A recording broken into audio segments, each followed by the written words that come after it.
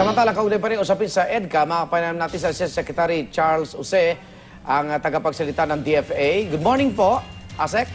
Good morning po, Igan, at sa inyong mga tiga-subaybay. Opo, naniniwala si Foreign Affairs Secretary Albert Del Rosario na ma-improve yung tawag yung self-defense capabilities ng ating armed forces. So may pinag-uusapan ba dito mga bago o modernong mga sasakyang pandagat? Kasi West Philippine Sea yan, o kaya mga bagong pandigmang helicopter? Opo, under po nitong pinirmahang EDCA ay siyempre po magpapasok dito ang US military na mga modern na gamit po, no? Part po ng mga joint military exercises, mga training. So, through yung mga joint training exercises ay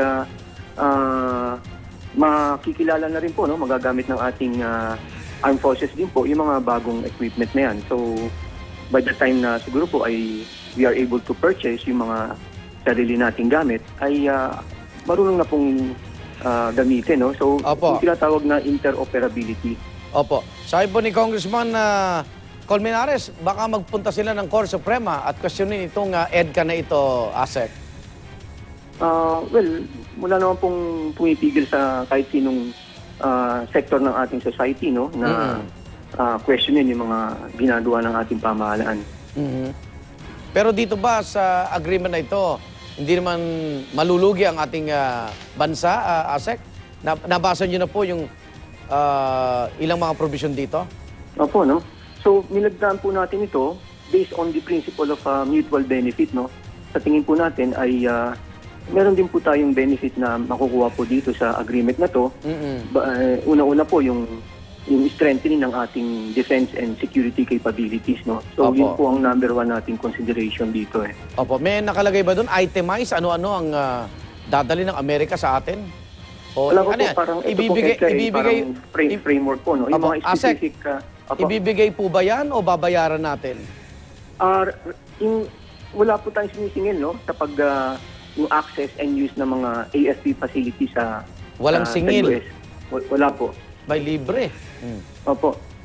Dahil yun nga po, based sa principle ng mutual benefit, ay hindi po natin tinitingnan na commercial transaction po ito, no? Oo. Pero sayang naman, pareho po tayong makikinabang. Sayang naman, bilang isang mayamang bansa, kumpara naman sa atin na third world, parang tayo pa nagpalibre sa kanila. Hindi ba?